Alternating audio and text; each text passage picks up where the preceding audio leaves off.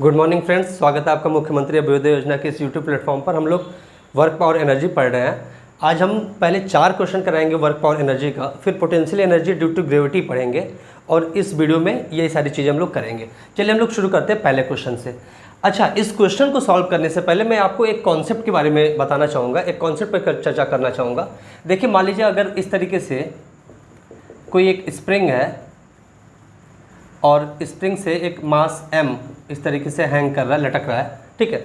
ये स्प्रिंग की natural length है, मान लीजिए L, ये स्प्रिंग की नेचुरल लेंथ है, ठीक है।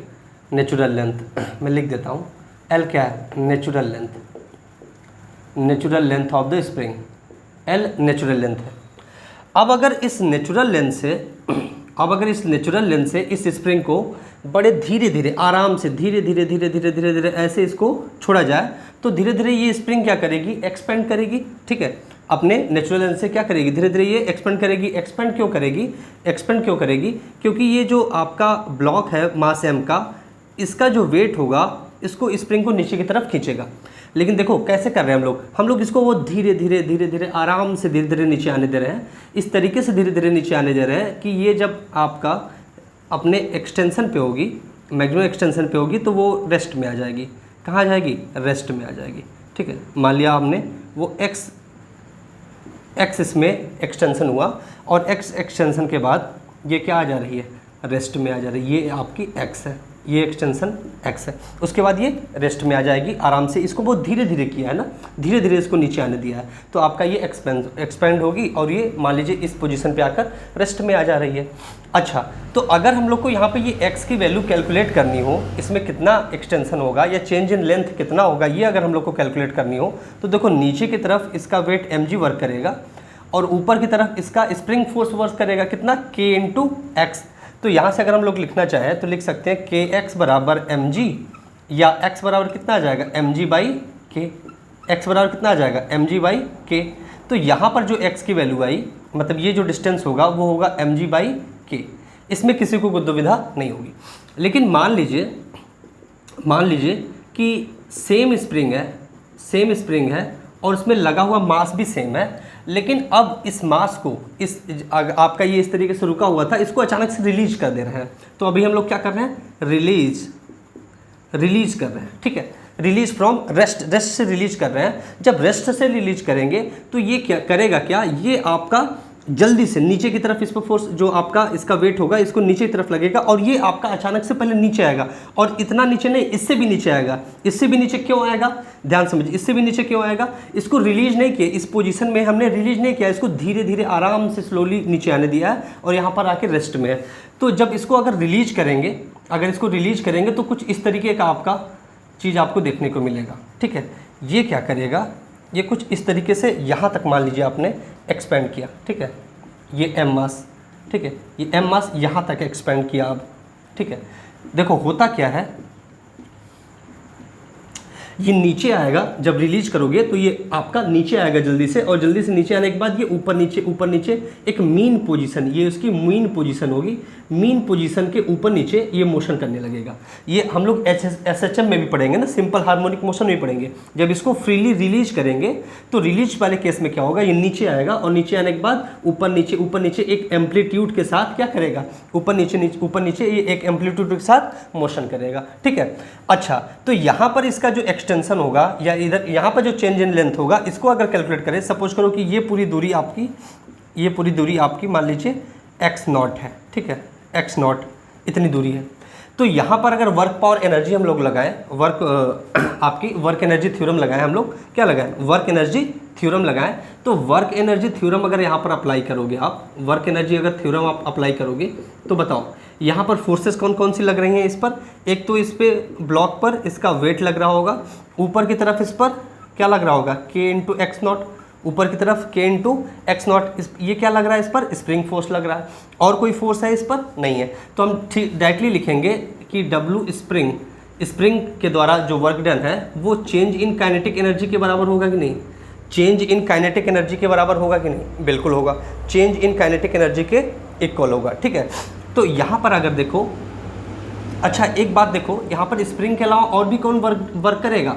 आपका ग्रेविटी भी तो वर्क करेगी। ये जो इसका mg वेट है ये ग्रेविटी ही तो है, तो work done by gravity plus work done by spring, ये जो होगा ये चेंज इन काइनेटिक एनर्जी के इक्वल होगा, ये चेंज इन काइनेटिक एनर्जी के इक्वल होगा। इसमें कोई दुविधा है नहीं है। अच्छा देखो, आपका रेस्ट से छोड़ा आपने और रेस्ट पर पहुंच गया, यहाँ से यहाँ तक के लिए अगर हम लोग लगाएं, इस पोजीशन से इस पोजीशन के लिए वर्क एनर्जी थ्योरम लगाएं, तो ग्रेविटी के कारण कितना वर्क हुआ। देखो आपका जो ग्रेविटी फोर्स लग रहा है वो नीचे की ओर, और इसका डिस्प्लेसमेंट भी नीचे की ओर हो रहा है, डिस्प्लेसमेंट भी नीचे की ओर, और वर्क आपका ग्रेविटी का जो फोर्स लग रहा है वो भी नीचे की ओर, फोर्स भी नीचे की ओर, डिस्प्लेसमेंट भी नीचे की ओर, तो ग्रेविटी के कारण प्लस पॉजिटिव वर्क डन होगा mg इंटू एक्स नॉट, ये डिस्टेंस एक्स नॉट, ठीक है। अच्छा स्प्रिंग के कारण कितना वर्क डन होगा, देखो स्प्रिंग फोर्स लग रहा है ऊपर की ओर और एक्सटेंशन हो रहा है नीचे की ओर, मतलब डिस्प्लेसमेंट हो रहा है नीचे की ओर, तो ये होगा माइनस हाफ के एक्स नॉट का स्क्वायर, और change in kinetic energy zero, क्योंकि रेस्ट से शुरू करके रेस्ट पे पहुंच गया। तो यहाँ से अगर एक्स नॉट की वैल्यू कैलकुलेट करना चाहें आप तो कैलकुलेट कर सकते हैं। एक्स नॉट अगर कॉमन ले लीजिए तो ये हो जाएगा mg minus k x naught divided by 2 equals to zero. अब देखिए ये एक्स नॉट तो जीरो हो नहीं सकता, अगर इसको जीरो के बराबर रखिए तो आ जाएगा k x naught by 2 equals to mg, या एक्स नॉट इक्वल्स टू आ जाएगा 2mg बाई के। इट मीन्स इस कंडीशन में जब आपने इसको धीरे धीरे छोड़ा तो ये यहाँ पर रेस्ट पे आ जा रहा है, और इस कंडीशन में जो इसमें चेंज इन लेंथ आ रहा है वो mg बाई के आ रहा है। लेकिन जब आपने इसको अचानक से रिलीज कर दिया, इस ब्लॉक को अचानक से रिलीज कर दिया, तो जो ये एक्सटेंशन आ रहा है, जो ये चेंज इन लेंथ आ रहा है स्प्रिंग में, वो आ रहा है 2mg बाई के। ये मतलब ये शो कर रहा है कि देखो mg बाई के इतना नीचे जाएगा, और mg बाई के ये भी है, mg बाई के ये भी होगा, और ये इसी के मीन पोजीशन के ऊपर नीचे ये मोशन करेगा। और ये जो मीन पोजीशन होती है, इसी मीन पोजीशन पे आपको मैक्सिमम वेलोसिटी मिलती है, देखिए सेम आपका स्प्रिंग है, सेम मास है, इसको हमने फोर्स एनालिसिस से निकाला, फोर्स एनालिसिस यहाँ पर किया हमने, ठीक है। और यहाँ पर हमने वर्क एनर्जी थ्योरम लगाया इस कंडीशन में, ये केस 1 हम लोग मान लेते हैं और ये केस 2, ठीक है। दोनों जगह अलग अलग आ रहा है आपका चेंज इन लेंथ, इस यहाँ पर अलग, यहाँ पर अलग। यहाँ पर क्या किया आपने, धीरे धीरे इस ब्लॉक को नीचे आने दिया, यहाँ पर आपने अचानक से रिलीज कर दिया, ठीक है। दोनों जगह आपका अलग अलग सिचुएशन बन रहा है। यहाँ पे SHM नहीं होगा, वो रेस्ट में आ जाएगा, आराम से स्टेबल हो जाएगा, इक्विलिब्रियम पोजीशन में आ जाएगा। और यहाँ पर क्या होगा, मीन पोजीशन के ऊपर नीचे ये SHM करेगा, और मीन पोजीशन पे उसकी वेलोसिटी मैक्सिमम होती है। ये हम लोग आपका SHM में भी पढ़ेंगे।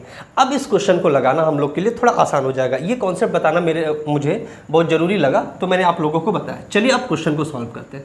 चलिए अब इस क्वेश्चन को लेते हैं। देखिए क्वेश्चन क्या रहा है, ये क्वेश्चन आपका जेईई मेंस 2019 में एकदम ताज़ा क्वेश्चन है, 2019 की जनवरी वाले में आया हुआ है, ठीक है। क्वेश्चन क्या कह रहा है, a block of mass m lying on a smooth horizontal surface, मतलब जो सरफेस है वो स्मूथ है, मतलब कोई फ्रिक्शन का रोल नहीं होगा, इसीलिए देखो म्यू नहीं दिया है, कोफिशिएंट ऑफ फ्रिक्शन भी क्वेश्चन में नहीं दिया होगा, ठीक है। आगे कह रहा है is attached to a spring of negligible mass of a spring constant k, ठीक है। अच्छा स्प्रिंग कांस्टेंट के गिवन है, the other end of the spring is fixed as shown in figure, other end fixed है, ठीक है। Okay, the block initially at rest in equilibrium position, that is correct, कोई दिक्कत नहीं है। आगे कह रहा है इफ नाउ अब the block is pulled with a constant force F, एक फोर्स F से इसको खींच रहे हैं, the maximum speed of the block, अच्छा maximum speed of the block क्या होगी, ये आपसे पूछा जा रहा है। कोई दिक्कत नहीं है, सॉल्व कर लेंगे हम लोग इसको भी। देखिए इस तरीके का सिचुएशन है, ठीक है। ये इस तरीके का एक ब्लॉक मास m है, ठीक है, और आपका सरफेस जो स्मूथ है इसलिए कोई यहाँ पर फ्रिक्शन का रोल आएगा नहीं। अब अगर इसको आप F4 से आगे खींच रहे हो तो होगा क्या, एक मीन पोजीशन के अराउंड, ये मान लीजिए इसका ये मीन पोजीशन है, हम मान लेते हैं ये मीन पोजीशन है, ठीक है, ये मीन पोजीशन है। अब ये मीन पोजीशन के अराउंड SHM करेगा, और इसी मीन पोजीशन पे इसकी जो वेलोसिटी होगी वो मैक्सिमम होगी, वेलोसिटी जो होगी वो मैक्सिमम होगी। सपोज करो ये डिस्टेंस या change in length in the spring x है, change in length in the spring x है, तो आप लिख सकते हो, देखो आप इधर फोर्स लगा रहे हो F, तो इधर आपका क्या लगेगा kx, मतलब इधर फोर्स अगर F लगा रहे हो तो इधर फोर्स क्या लगेगा kx, स्प्रिंग फोर्स। तो स्प्रिंग फोर्स कितना हो जाएगा, या फिर आप ऐसे लिख सकते हो F इक्वल्स टू के एक्स, F इक्वल्स टू के एक्स, ठीक है। ये स्प्रिंग फोर्स में माइनस होता है, लेकिन हम लोग साइन को अभी नेगलेक्ट कर रहे हैं क्योंकि हम लोग आपको वैल्यू निकालनी है, स्पीड निकालना है। तो x इक्वल्स टू कितना हो जाएगा, F बाई के, ठीक है। ये क्वेश्चन हमारा एक है, या फिर इसकी वैल्यू हम लोग के पास आ चुकी है। अब अगर हम लोग वर्क एनर्जी थ्योरम लगा दे, वर्क एनर्जी थ्योरम लगा दे, इसमें अप्लाई कर दे इस डिस्प्लेसमेंट के लिए, तो देखो क्या होगा, work done by conservative force, work done by non conservative force, work done by non conservative force plus work done by external force equals to change in kinetic energy, equals to change in kinetic energy. देखो conservative force यहाँ पर क्या है, spring force के अलावा gravity तो है नहीं, सिर्फ स्प्रिंग फोर्स है, तो W स्प्रिंग के द्वारा वर्क डन, ठीक है। नॉन कंजर्वेटिव फ्रिक्शन है नहीं तो कोई मतलब नहीं, एक्सटर्नल फोर्स आप लगा रहे हो, ठीक है। ये जो आपका F लग रहा है, ये F फोर्स एक्सटर्नली ही तो लगा रहे हो, तो एक्सटर्नल फोर्स के द्वारा वर्क डन इक्वल्स टू होगा चेंज इन काइनेटिक एनर्जी, तो final kinetic energy minus initial kinetic energy, final kinetic energy minus initial kinetic energy. Initial ये रेस्ट में था, कह रहा है देखो इनिशियली एट रेस्ट है, ठीक है, इनिशियली एट रेस्ट है, देखो यहाँ लिखा है ना इनिशियली एट रेस्ट, तो आपकी इनिशियल काइनेटिक एनर्जी जीरो होगी। फाइनली आपकी वेलोसिटी हम इसका मान लेते हैं वी मैक्स हो जाता है, तो वही वी की वैल्यू तो बतानी है, वी मैक्स की वैल्यू बतानी है। अब देखो स्प्रिंग फोर्स के कारण कितना वर्क डन होगा ये समझो। स्प्रिंग इधर आपका एक्सटेंशन इसका हो रहा है, इधर ये चेंज इन लेंथ इस डायरेक्शन में, डिस्प्लेसमेंट इस डायरेक्शन में, और इस पर जो फोर्स लगेगा स्प्रिंग फोर्स इस डायरेक्शन में लगेगा, तो इसके द्वारा जो वर्क डन होगा नेगेटिव होगा -12 kx², ठीक है। Work done by external force कितना होगा, फोर्स इस डायरेक्शन में डिस्प्लेसमेंट ही, तो ये force into displacement F into x होगा।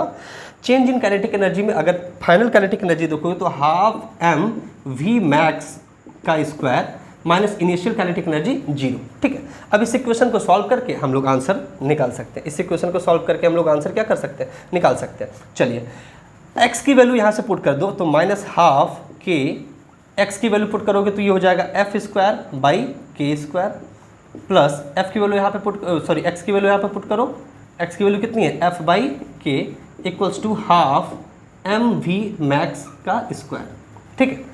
चलो इसको सॉल्व करो तो ये हो जाएगा, देखो k से k कैंसिल हो जाएगा, तो ये हो जाएगा F² बाई 2k, लेकिन ये माइनस साइन के साथ, प्लस ये क्या हो जाएगा F² by k equals to ½ mv max का स्क्वायर, ठीक है। F² बाई के में से F² बाई 2k घटाओगे कितना आ जाएगा, ये आ जाएगा, यहाँ लिख देता हूँ F² by 2k equals to ½ mv max का स्क्वायर, ठीक है। देखो 2 से 2 कैंसिल आउट हो जाएगा, m को इधर नीचे ले आओ तो v max square equals to कितना आ जाएगा, ये आ जाएगा F² बाई mk, या यहाँ से आप लिख सकते हो v max की जो वैल्यू आ जाएगी, v max की जो वैल्यू आ जाएगी, अंडर रूट ले लोगे तो F², तो ये अंडर रूट लोगे तो F बचेगा, और नीचे क्या बचेगा under root mk, F by mk। तो ये आपकी मैक्सिमम स्पीड होगी, ये आपकी मैक्सिमम स्पीड होगी जो रिक्वायर्ड है। कौन सा ऑप्शन बनेगा, F by mk, option D. इस तरीके से हम लोग ने जेईई मेन 2019 के जनवरी का ये वाला क्वेश्चन सॉल्व किया। इससे पहले मैंने आपको कॉन्सेप्ट समझाया, फिर इस क्वेश्चन को सॉल्व कराया। अगर कोई डाउट हो यहाँ पर तो आप पूछ सकते हो। अब हम लोग नेक्स्ट क्वेश्चन लेंगे, चलिए हम लोग दूसरा क्वेश्चन लेते हैं। ये प्यारा सा क्वेश्चन है, 2015 में पूछा हुआ क्वेश्चन है ये, देखते हैं इसको क्या कह रहा है। Figure shows a block A held at rest, ठीक है, ए रेस्ट में है, in a state when spring of force constant k, ठीक है, is in its natural length with attached mass m mass से अटैच्ड है at rest. Find the mass of block A for which on releasing it block of m will break off from the ground. अच्छा, ये कह रहा है कि इस block ए का मास बताइए कितना होना चाहिए कि अगर इसको रिलीज करो तो ये जो m ब्लॉक इससे आपका यहाँ पर रेस्ट में है, ये इसको बंधा हुआ है कि ये तोड़ के ऊपर आ जाए या तोड़ के वो आगे बढ़ जाए, ठीक है, ब्रेक हो जाए, ठीक है, ये आपसे पूछ रहा है, ठीक है। तो इस क्वेश्चन को पहले एनालिसिस को समझेंगे, फिर हमें बड़े आसानी से इसको कर पाएंगे।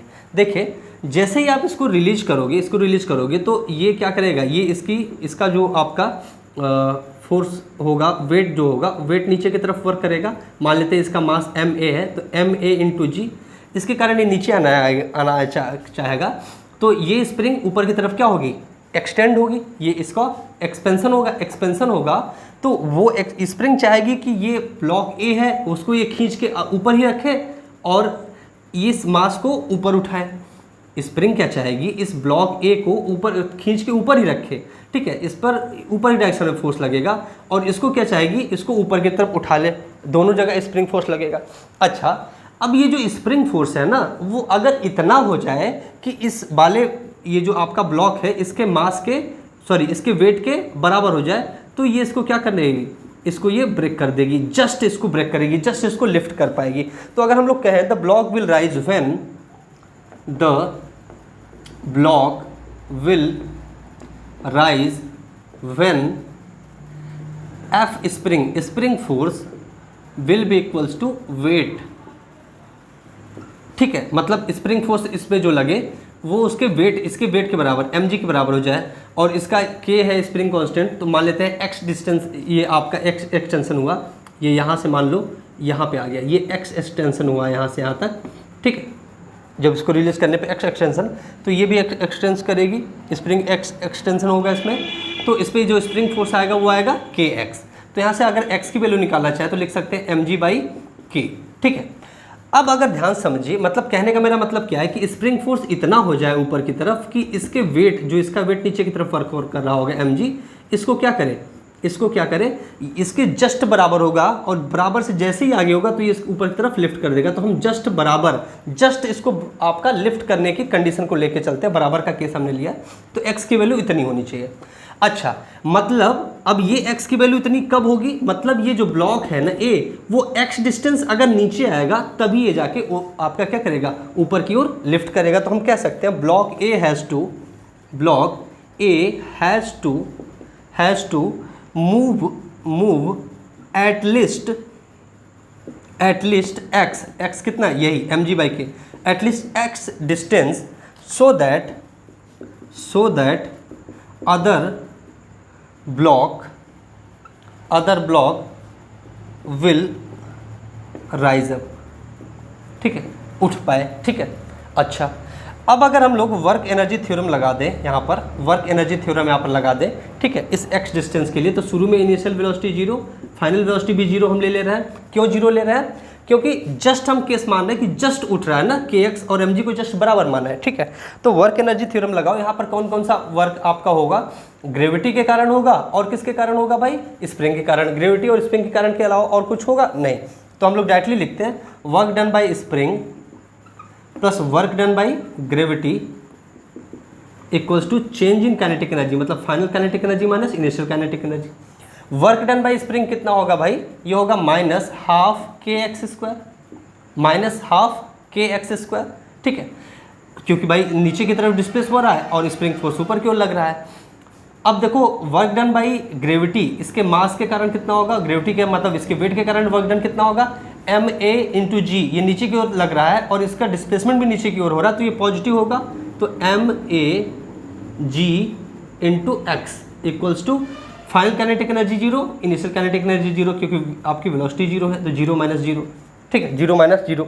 अगर यहाँ पे हम लोग x कॉमन ले लें, x कॉमन ले लोगे कितना आ जाएगा, यह आ जाएगा -kx/2, और ये कितना आ जाएगा भाई, प्लस ma/g इक्वल्स टू 0। तो x को 0 होगा नहीं, इसको 0 के बराबर रखो, इसको 0 के बराबर रखोगे तो -kx/2 इक्वल्स टू ma/g, या ma की वैल्यू कितनी आ जाएगी, ठीक है, ma की वैल्यू कितनी आ जाएगी, ठीक है, ma की वैल्यू कितनी आ जाएगी। इससे पहले हम लोग क्या रख दें, x की वैल्यू पुट कर दें, हम लोग का काम बन जाएगा। इसको लिख सकते हो, ये -kx, अच्छा प्लस है ना, -kx plus ma equals to 0, ठीक है, या फिर हम लोग सकते हैं ma/g इक्वल्स टू kx/2, ठीक है। अब अगर हम लोग यहाँ पर x की वैल्यू पुट कर दें, x की वैल्यू कितनी है भाई, mg/k, तो रख दो भाई ma/g equals to k/2 into x की वैल्यू है mg/k,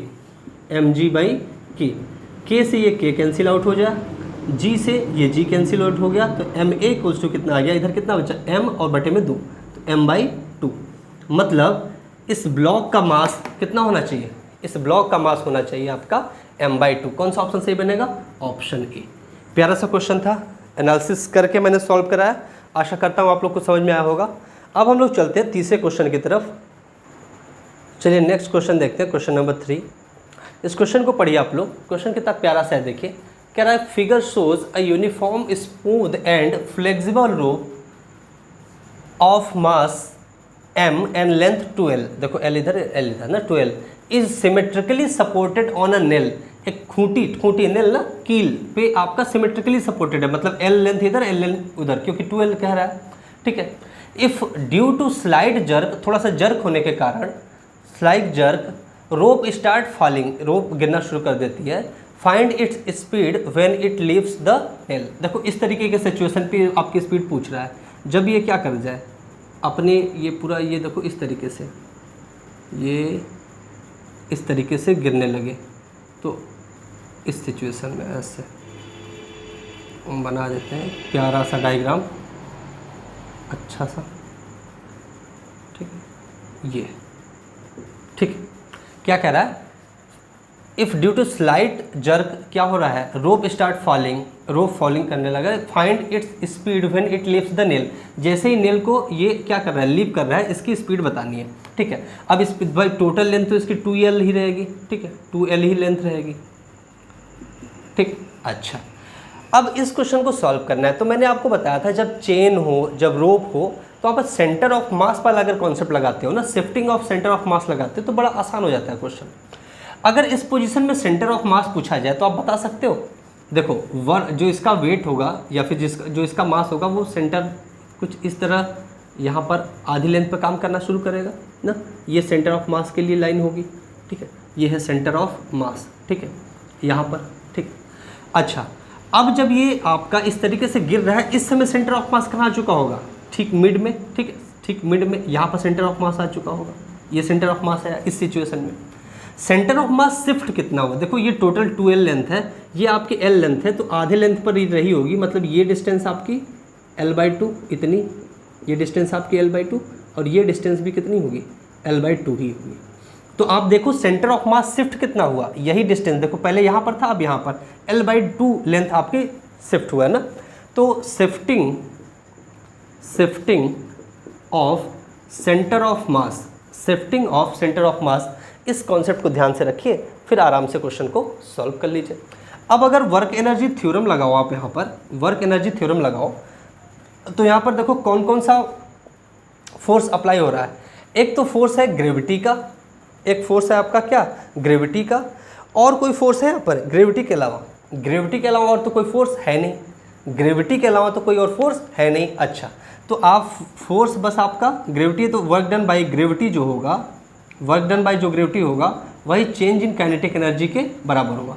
इनिशियली रेस्ट में था तो आपकी इनिशियल वेलोसिटी 0 है, फाइनल वेलोसिटी ये पूछ ही रहे हैं, ठीक है, फाइनल ही तो वेलोसिटी आपसे पूछ रहे हैं, ठीक है, वो क्वेश्चन मार्क है। अच्छा चलिए सॉल्व करते हैं। तो ग्रेविटी के कारण वर्क डन कितना हुआ होगा, ग्रेविटी के कारण कितना वर्क डन हुआ होगा, इस बात को बताइए।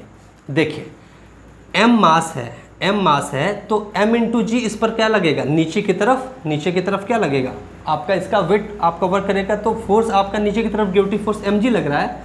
और शिफ्ट कितना हुआ ये, या इसमें डिस्प्लेसमेंट कितना हुआ इसके सेंटर ऑफ मास में, यहाँ था यहाँ या सेंटर ऑफ मास, तो l/2 इसमें डिस्प्लेसमेंट हुआ, और नीचे की तरफ डिस्प्लेसमेंट भी हो रहा है, नीचे की तरफ वो भी लग रहा है, तो प्लस mg, ठीक है, mg, ठीक है, इंटू l/2, ये डिस्प्लेसमेंट, ये आपका force into displacement, equals to change in kinetic energy. Final kinetic energy कितनी हो जाएगी, हाफ mv² मान लेते हैं, और इनिशियल काइनेटिक एनर्जी 0, क्योंकि इनिशियल जो इसका स्पीड है वो कितना है, 0 है। बस इसी को सॉल्व कर लेना है, 0 है तो ये 0 हटा ही देते हैं, 2 से 2 कैंसिल हो गया, m से m कैंसिल हो गया, इधर बचा gl और इधर बचा v², या लिख सकते हैं v इक्वल्स टू √gl। ये प्यारा सा आंसर आ गया। कौन सा ऑप्शन सही होगा, ए। क्वेश्चन बड़ा प्यारा सा था, लेकिन इसमें कॉन्सेप्ट आपका बड़ा प्यारा सा था। ये भी आप बहुत प्यारी सी बात है कि shifting of centre of mass अगर लगाते हो तो क्वेश्चन बड़ा इजीली सॉल्व हो जाता है, ठीक है। तो इस तरीके से हम लोगों ने तीसरा क्वेश्चन भी सॉल्व किया। अब हम लोग चलते हैं चौथे क्वेश्चन पर, और उसके बाद हम लोग potential energy due to gravity पढ़ेंगे। चलिए देखते हैं इस क्वेश्चन को। ये भी बहुत प्यारा सा क्वेश्चन है, और ये बहुत पहले आईआईटी में जब आपका रिटन एग्ज़ाम होता था ना, मतलब आपको लिखने होते थे ना, आपको लिखने होते थे, आपका इसका पूरा सोल्यूशन करना होता था, मल्टीपल चॉइस नहीं होता था, तब ये क्वेश्चन पूछा गया है। क्वेश्चन क्या है देखिए, 2 blocks of mass m1 masses m1 and m2 connected by a non deformed light spring, मतलब ये भी डिफॉर्म नहीं, नेचुरल लेंथ पे है, ठीक है। एट मतलब ये नेग्लेजिबल लेंथ, आप नेग्लेजिबल इसका मास स्प्रिंग का मान सकते हैं, लाइट स्प्रिंग बोला हुआ है। Rest on a rough surface, ये ग्राउंड जो है आपका रफ सरफेस है, ठीक है। अच्छा, as shown in figure, if the friction of coefficient of the ground is mu, इसका friction of coefficient mu given है, find the minimum constant force F to be applied on M2 so that M1 start sliding, M1 slide करना शुरू कर दे। बड़ा प्यारा सा question है। देखो इसमें आपका फ्रिक्शन का भी आपका कॉन्सेप्ट यहाँ पर पूरा का पूरा यूज होगा। आप ध्यान समझो, मैंने आपको पढ़ाया था स्टैटिक फ्रिक्शन, ठीक है। तो आपको मैंने एक लिमिटिंग फ्रिक्शन की बात बताई थी कि नहीं, लिमिटिंग फ्रिक्शन वो फ्रिक्शन होता है कि उतना फोर्स आप कम से कम लगाओगे तभी वो आपको क्या करेगा, ये जो फ्रिक्शन होगा ना, स्टैटिक फ्रिक्शन को ओवरकम करके और फिर बॉडी मूव करना शुरू करती है। तो F आपको, जब F फोर्स आप यहाँ लगाओगे और जब ये M2 मूव करेगा, इसका मतलब M2 अपने लिमिटिंग फ्रिक्शन को क्रॉस करने के बाद ही मूव कर पाएगा। तो ये लिमिटिंग फ्रिक्शन को क्रॉस करके तब मूव करना शुरू करेगा। अच्छा, जब ये मूव करना शुरू करेगा तो इस पर फोर्स कितना लगेगा, kx ना, मान लो x डिस्टेंस चला तो इस स्प्रिंग फोर्स लगेगा kx से ये चाहेगा कि M2 को पीछे खींचे, M2 को जहाँ था वहीं पीछे खींचे, और ये स्प्रिंग चाहेगी kx फोर्स से M1 को आगे खींचे।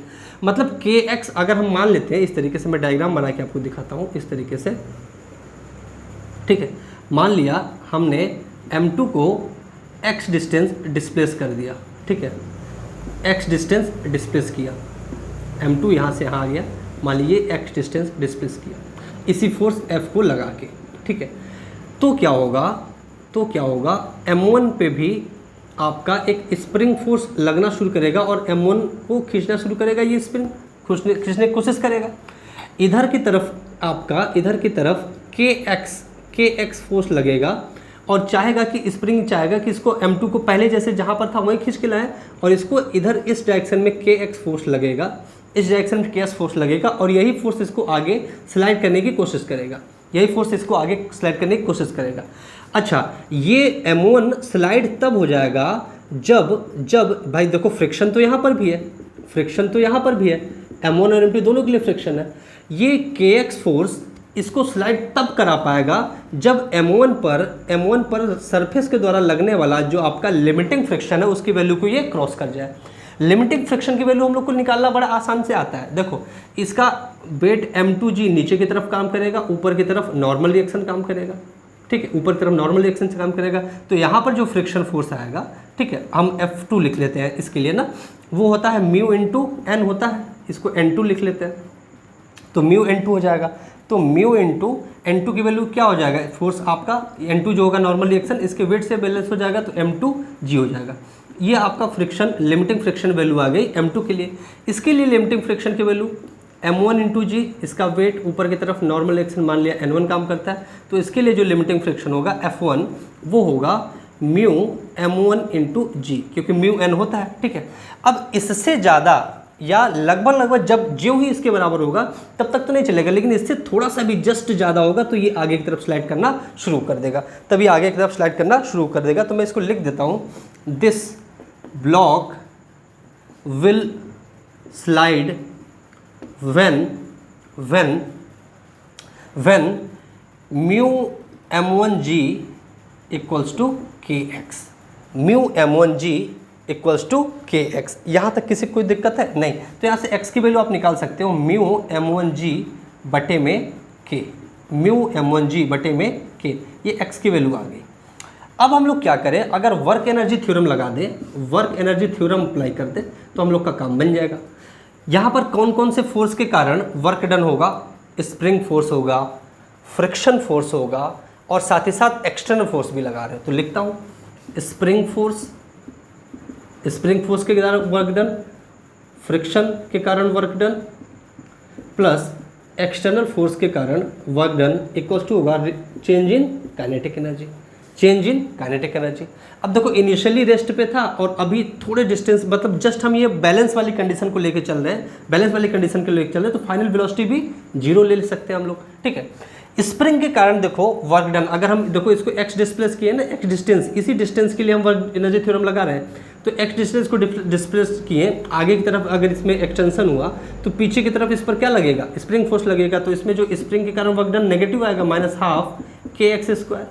ठीक है, फ्रिक्शन के कारण वर्क डन देखो, फ्रिक्शन के कारण इस पर वर्क डन देखो, आगे की तरफ मूव कर रहे हो तो फ्रिक्शन फोर्स पीछे की तरफ लगेगा, फ्रिक्शन फोर्स ये आपका पीछे की तरफ लगेगा, और वर्क डन मतलब सॉरी डिस्प्लेसमेंट आगे की तरफ है, तो इसमें जो आएगा ये भी नेगेटिव होगा, कितना होगा, फोर्स कितना है, म्यू m2g इंटू डिस्प्लेसमेंट कितना x, ठीक है, प्लस एक्सटर्नल फोर्स के कारण एक्सटर्नल फोर्स F लग रहा है और उसी डायरेक्शन में डिस्प्लेसमेंट भी है into x equals to change in kinetic energy 0, क्योंकि इनिशियल फाइनल दोनों 0 है।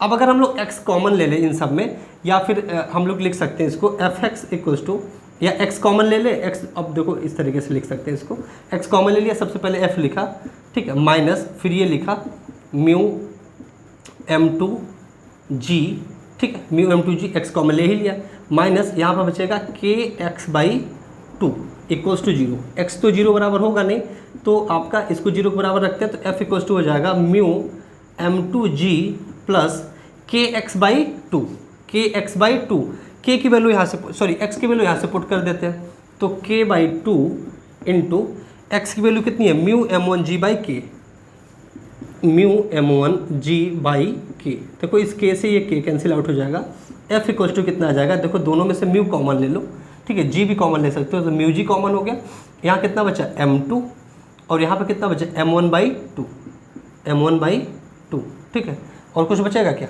नहीं, यही होगा आपका आंसर। तो ये आपका मिनिमम फोर्स F है, जो कि आप अगर m2 पर लगाओगे तो m1 स्लाइड करना शुरू कर देगा, mu g m2 plus m1/2, mu g in bracket m2 plus m1/2। बहुत प्यारा सा क्वेश्चन है, इसको मैंने सॉल्व कराया, ठीक है। आशा करता हूँ आपको पूरी के पूरे सोल्यूशन समझ में भी आ रहा होगा, पूरा का पूरा सोल्यूशन समझ में भी आ रहा होगा। तो इस वीडियो में हम लोगों ने 4 क्वेश्चन देखे, वर्क एनर्जी थ्योरम पे 4 क्वेश्चन देखे, और चारों क्वेश्चन में अच्छे अच्छे कॉन्सेप्ट भी समझाया। पहले क्वेश्चन में मैंने आपको क्या समझाया कि अगर किसी ब्लॉक को कोई आपका स्प्रिंग से कनेक्टेड है, मान लीजिए सीलिंग से ही स्प्रिंग से कनेक्टेड एक ब्लॉक है, अब इसको धीरे धीरे धीरे धीरे धीरे धीरे नीचे ले जा रहे हैं, और धीरे धीरे जब इसको आराम से नीचे ले जाना है तो एक कंडीशन पे आके ये रेस्ट में हो जाएगा, अपना फुल एक्सटेंशन दिखाएगा। तो उस डायरेक्शन में जो इसमें आपका एक्सटेंशन होता था, उस डायरेक्शन मतलब उस कंडीशन में जो इसमें आपका एक्सटेंशन होता था वो आता था mg/k। लेकिन अगर स्प्रिंग आप मान लो इस सीलिंग से लटका हुआ स्प्रिंग है, ठीक है, और अब यहाँ पर ब्लॉक है, सीलिंग से लटका हुआ स्प्रिंग में आपका ब्लॉक लगा हुआ है, इसको अचानक से आप छोड़ देते हो, तो जब अचानक से इसको रिलीज करते हो तो ये जब नीचे जाता है ना, तो अपनी मैक्सिमम लेंथ पे जाके और फिर आपका एक मूविंग पोजीशन के ऊपर नीचे अप एंड डाउन करता है, वो SHM करता है, और उस कंडीशन में जो आपका एक्सटेंशन आ रहा था वो 2 mg/k आ रहा था। और उस पर एक हमने क्वेश्चन किया, IIT में आया हुआ क्वेश्चन था, मेन का क्वेश्चन था 2019 वाला। दूसरे क्वेश्चन में फिर हम लोगों ने दूसरा कॉन्सेप्ट देखा। दूसरे क्वेश्चन में हमने सीखा था कि आपका ब्लॉक कैसे, मतलब एक आपका ब्लॉक A था और वो कैसे आपका नीचे वाले ब्लॉक को ऊपर उठा देगा, ठीक है। उस कंडीशन को हमने समझा कि भाई जो उसका वेट होगा वो kx के मतलब स्प्रिंग फोर्स के जब बराबर होगा, जैसे ही स्प्रिंग फोर्स आपका ज़्यादा होगा mg से, तो वो ऊपर की तरफ उठा देगा। उस बैलेंस वाले क्वेश्चन को सॉल्व करके हमने आंसर निकाला। फिर एक रोप वाला क्वेश्चन किया। रोप चेन के लिए मैंने बताया था, रोप यहाँ पर बनाया था ना मैंने, रोप चेन के लिए मैंने बताया था कि रोप चेन वाले क्वेश्चन में अगर सेंटर ऑफ मास को शिफ्ट करते हो ना, तो सेंटर ऑफ मास वाले तरीके से बड़ा आसान हो जाता है, shifting of centre of mass. फिर इस क्वेश्चन में देखो, तो इस क्वेश्चन में आपका फ्रिक्शन भी अच्छा खासा रोल में आया, और फ्रिक्शन को मैं समझा के यहाँ पर इस क्वेश्चन को सॉल्व कराया, ठीक है। लिमिटिंग फ्रिक्शन की वैल्यू आपका जब जैसे मान लो ये आगे की तरफ इसको मूव कराना, इस ब्लॉक को आगे की तरफ मूव कराना किसी एक फोर्स के कारण, तब इसको आप खींचोगे, तो जैसे आपने 1 न्यूटन फोर्स लगाया, मान लो आप इसकी लिमिटिंग फ्रिक्शन फोर्स की वैल्यू